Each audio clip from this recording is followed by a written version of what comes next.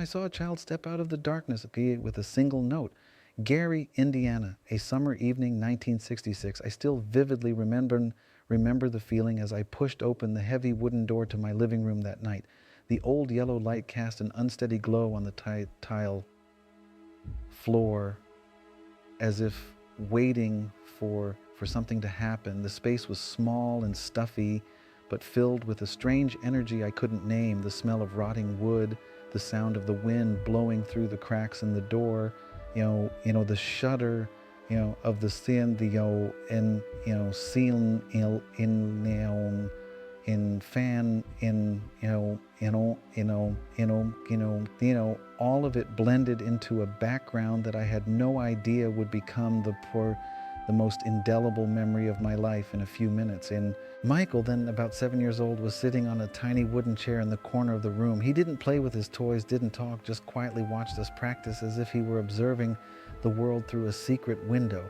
Her eyes, so clear yet so strange, always made me feel like someone was reading my mind. There was something about her that was always quiet, but not the quiet of a child. It was like waiting for the right moment, waiting for the right call, waiting for the musical second that opened the door for her to come in.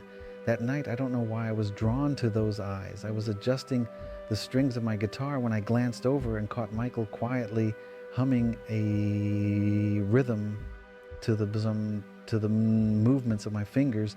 No words, just a quick breath to the beat, as if she were practicing singing with her heart before practicing with her voice. In that moment, I don't know what I was thinking, but I suddenly said, "Mike, come here.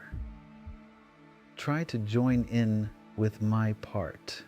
The whole room seemed to stop for a beat. Tito stopped strumming. Jackie looked at me with such surprise that I had to suppress a smile. Normally, Michael just stood outside and watched. We never really involved her in the harmony, partly because she was too young, partly because I didn't think her voice was strong enough, but tonight I didn't want to follow the familiar rules anymore.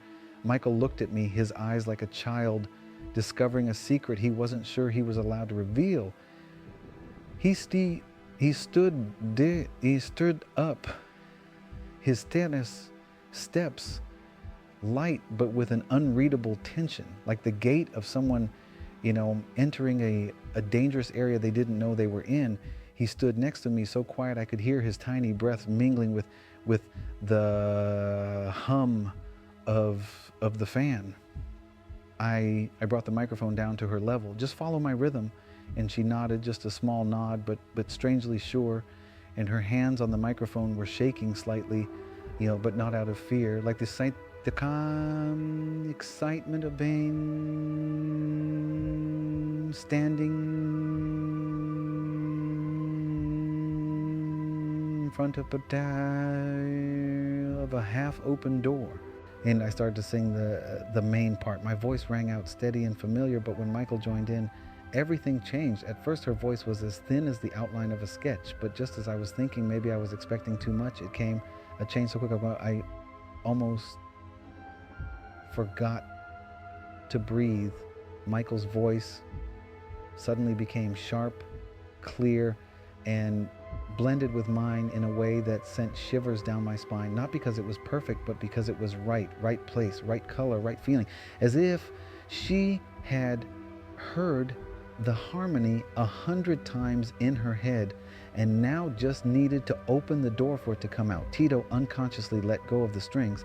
Jackie's eyes widened, looking at Michael as if she were witnessing something beyond what we were used to. And me, I was not prepared for this feeling. In that moment, I felt as if the small room was slowly shrinking around us, concentrating all the sound right where Michael was.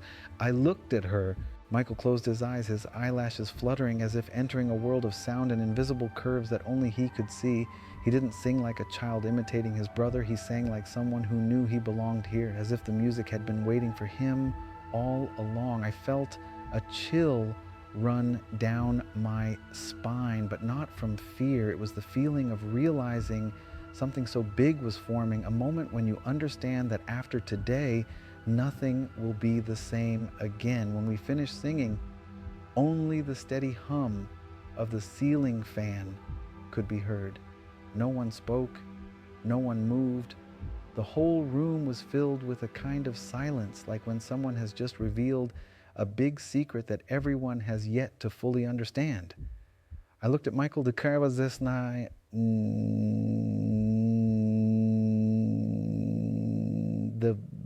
little brother standing there, his hand still holding the microphone tightly. He opened his eyes, looking back at us with an innocent look, as if he didn't know he had just changed the color of the whole room. I whispered just enough for myself to hear, "Tonight, it all begins."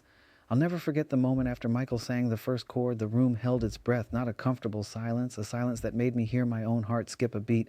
I couldn't explain why my body reacted so strongly, and maybe it was because I knew something had just gotten out of control. Michael stood next to me, his small shoulders slightly raised as if he were still listening to his own voice. He didn't seem amused or surprised.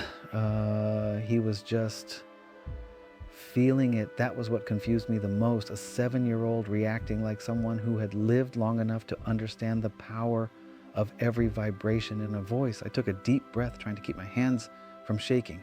"Mike, let's try that again." He just nodded, then stepped a little closer. The proximity made me suddenly aware that I was standing next to something about to burst into flames, like standing near a furnace with no idea when it would spark. Tito tightened his grip. Jackie shifted. Both seemed to be trying to hide their embarrassment, but I could tell they were just as nervous as I was. We had been singing together for years, but never before had we had to deal with this feeling, the feeling that a little kid could suddenly change the entire structure of our music. I gave the signal, Tito struck the beat, Jackie took the lead. Everything was going according to habit until Michael joined in. This time she didn't hesitate. Her voice was no longer the delicate line it had been a moment before. It was sharp, resonant, and had a slight break at the end of each note, the natural vibrato that few people can master. It wasn't intentional, but it was enough to make the listener feel like someone was gently touching a nerve that ran down their spine. I felt my skin prickle, really. "Keep the beat, Jermaine," I reminded myself, but the more I tried to lead, the more I was drawn to her voice, and as if she wasn't me. But I was her. The whole room was in a state of limbo, like the air was filled with an invisible pressure. I didn't dare look at her directly at that moment, afraid that I would forget my part. At times I even felt like her, like her voice wasn't coming from her tiny throat, but from the air around us. It was a strange feeling, as if the sound was spreading from the walls, the floor, the ceiling, and then coming back to Michael. And I know it sounds unrealistic, but when a child's voice fills the air, you'll understand why my mind starts to wander into illogical thoughts. As the climax approached, I heard Jackie change the beat. Tito hit a little harder. Everything was louder and more intense than usual. And it was then that I realized what sent chills down my spine. Michael wasn't being swept along with us. We were being swept along with him. She pushed the beat further, forcing us to follow. Each note she sang with the confidence of someone who knew her place in the music. She sang as if she didn't need anyone to lead her, and then we, the much older brothers, had to adjust to the quiet beat she set. I saw talent, I saw progress, but what I was witnessing was beyond any simple definition. I felt like I was standing before a musical gate that only Michael had the key to open, and then came the moment that changed everything. We entered the finale. Tito let go of the strings to vibrate. Jackie held her breath. I held the last notes, waiting for Michael to follow, but she didn't join in right away. Michael held his breath for a beat, a long beat, a beat that made my heart pound like a drum. Then she spoke. A note, just one, but so long, so resonant, so cold that an invisible hand squeezed the room. I felt the air being pulled so tight it was about to tear. Her note slid up, then held that peak with too much stability for her child. And there was something about Michael's voice that made me shiver, not with fear, but with the feeling of being in the presence of a force so great you weren't ready to face it. I looked at Tito. He was still. Jackie's eyes were so wide, I thought he'd never blink again. We'd heard hundreds of voices in our neighborhood practices, but Michael's note, it was like cutting the space in half. And then she finished. In that moment, silence felt like a door slamming shut. No one breathed, no one moved. It felt like the room was literally frozen, not because of the temperature, but because our minds were stuck on what we had just heard. I looked over at her. Michael just stood there calmly, not boasting, not smug, not understanding that he had just done something that I and this family would never forget. In my head, there was only one thought. Tonight, we didn't find Michael's voice. Michael's voice found us. I had never experienced a silence like that. Not the silence of a room devoid of sound, but the feeling that the entire space was locked in an invisible layer of ice. After Michael's final note, all other sounds disappeared. The ceiling fan, the wind, the footsteps on the porch, and Onsaya all seemed to stop at once. We stood there like statues. No one said anything, but Jackie, Tito, and I didn't dare breathe too hard. Even a breath would shatter this fragile moment, a moment I knew would haunt me that much for years. Michael lowered the microphone, his hand dropping as if nothing had happened. It was that calm that disturbed me the most. A 7-year-old creating a note that could stop an entire room and yet treat it as if it were only a small part of what he could do. I tried to open my mouth to say something, but my throat was dry. Her note still resonated in my head, lingering in the corner of my memory like a sonic imprint that refused to fade. Finally, Tito was the one to break the silence. Jermaine, what did he do? Tito's voice trembled slightly, not with fear, but with that unsettling feeling that creeps up your spine when you know you're witnessing something out of the norm. I couldn't answer. I didn't know how to answer. I just looked at Michael. His eyes were still bright, but not in a childish way. There was a depth to them, a sense that there was a source of sound within them that he himself was exploring. Jackie Moose moved closer to me, whispering as if afraid someone would hear, "Our little brother, is he really 7?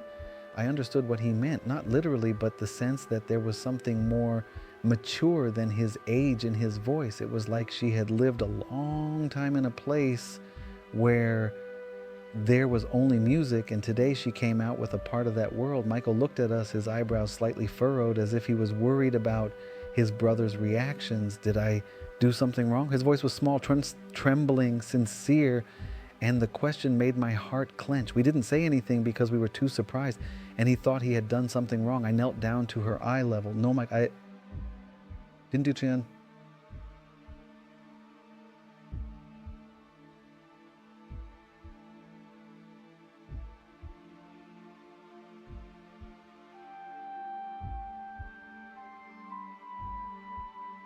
Searching for the right words, and so it's just that note made me feel like I wasn't ready. Michael blinked. Ready for what? I couldn't answer because I didn't know the answer myself. I just knew something was shifting, not in the room, but in me. A strange feeling mixed with a vague fear that the talent that had just emerged was too great, too strong, too soon. I felt as if I were standing before two doors. One led to extreme pride. The other led to the insecurity of knowing my position was changing. Tito retreated to the wall, his hands resting on the guitar as if searching for support. Jackie took a few steps around the room, unable to hide her confusion. Finally, they both looked at me as if I were the only one who could explain what had just happened, but I was also only part of this chaos. I stood up, signaling to try again. And let's do that again, one last time. Mito and Jackie immediately took their positions, though both were still a little scared of the note. As for Michael, he stood in the middle of the room, his head tilted slightly as if listening to something only he could hear. I began to sing. My voice wasn't as calm as before. It trembled slightly as if Michael's notes were following in its wake. Michael entered, and I felt the change immediately, confidence, control, and a feeling that made me unsure whether to be proud or wary. Her voice spread out like a thin, sharp band of sound, its own path, its own intention, not by chance, not the luck of a child who happened to strike the right note. This was ability, real ability. Toward the end, as I was preparing for the final note, I heard Michael's soft breath, just a breath, but enough to let me know he was about to do something. As soon as my last note fell, He spoke, not as long as last time, not as loud, but it was so right that the air in the room tightened again. It wasn't the room that froze, it was me. Her voice was like a thin blade cutting through my thoughts. I looked at her, absorbed in every tiny movement of her shoulders as she held her breath. And then as her notes faded into the air, I felt as if I had gone through a door from which I could not return. I understood what had happened. It wasn't that we had found Michael's voice. It wasn't that Michael was just good.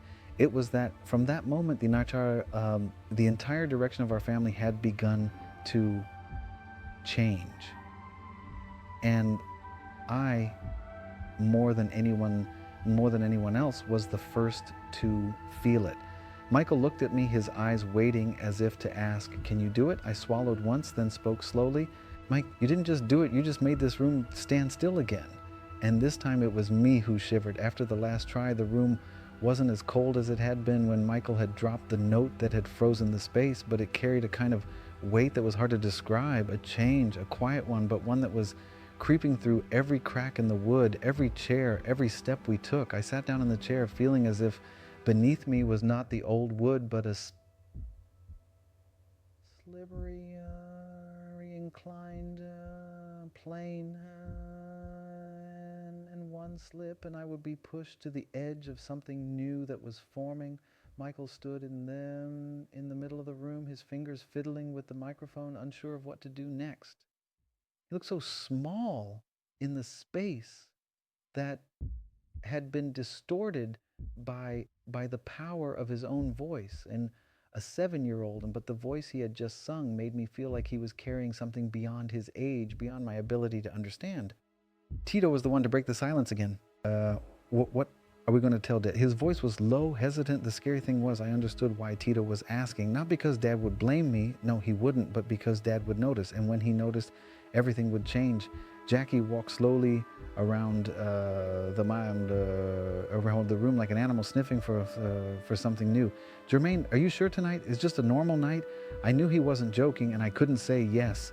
I looked at Michael. He was still standing there, silent, his eyes wide and expectant, unaware that we were looking at him with a different kind of eyes, not the eyes of an older brother looking at a younger brother anymore, but the eyes of people witnessing the emergence of a new center, a new attraction. A rumor was stirring in me, though no one had said it out loud.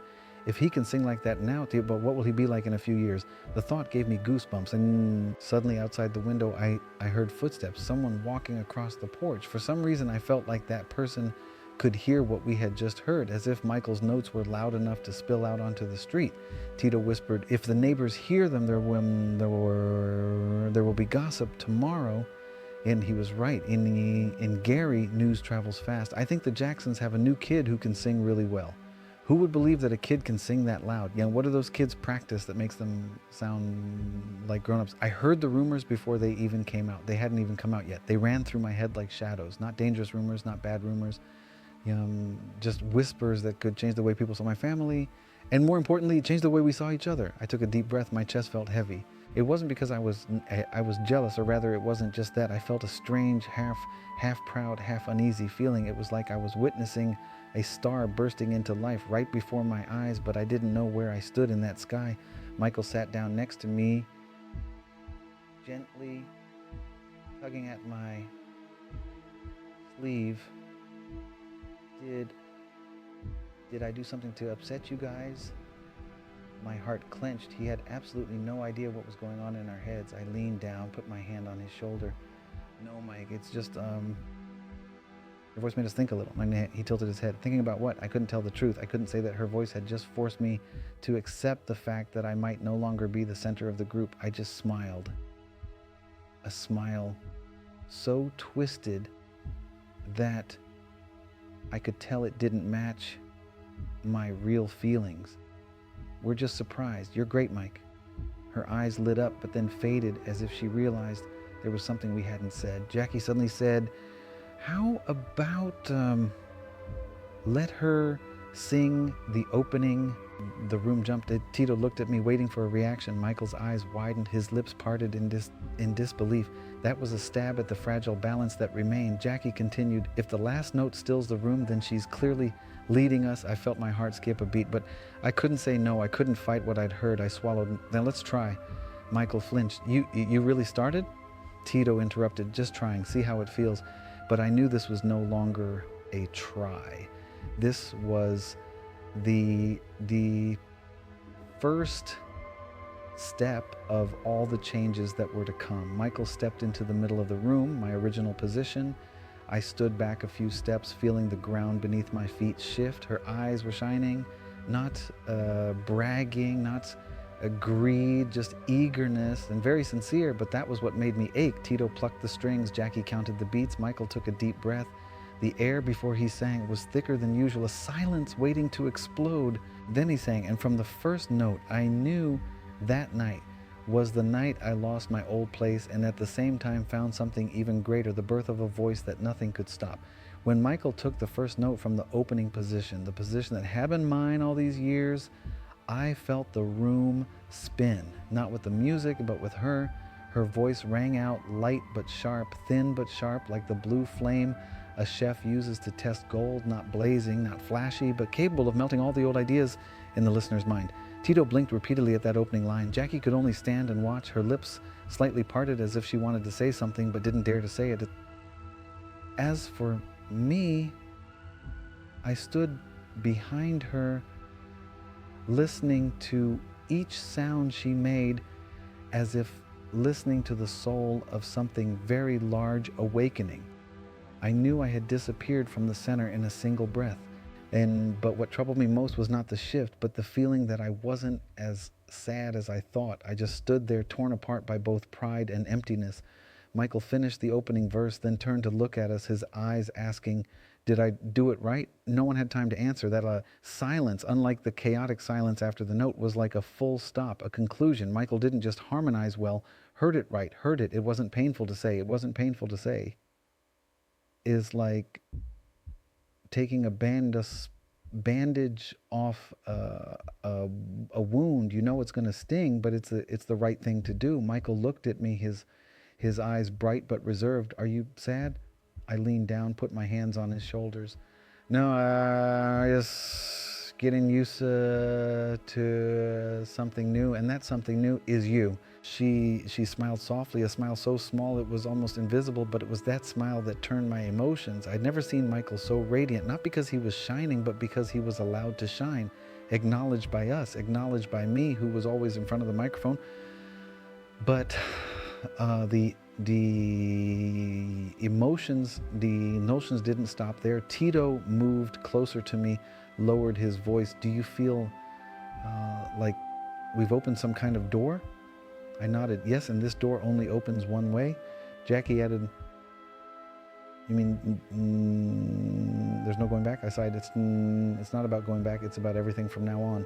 I don't say Michael's voice because in that moment it wasn't just his voice anymore. It was something that was shaping our future.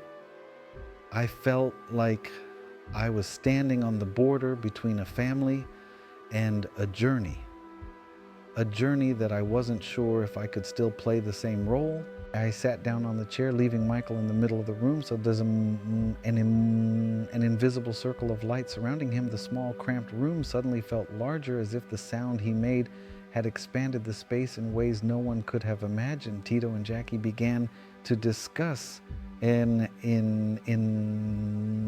low voices. And without even listening, I knew they were talking about how to rearrange the vocals, how to push Michael forward, how to adjust the harmony to suit his voice. And I just sat there, gently turning the bass on my lap, like someone looking for a fulcrum. I suddenly realized tonight was not the night Michael walked up to us. It was the night we walked behind her. A shift as subtle but as clear as the click of a stone rolling off the edge of a table. And Michael ran over and tugged at my sleeve. "Hey, let's practice again tomorrow. I want to try the opening again." I smiled, a real smile for the first time all day. "Yeah, Mike, we'll practice tomorrow. You're in front, I'm behind." She frowned. What are you doing behind?" "To support you." Michael blinked a few times, then suddenly hugged me. "I love you, Jermaine."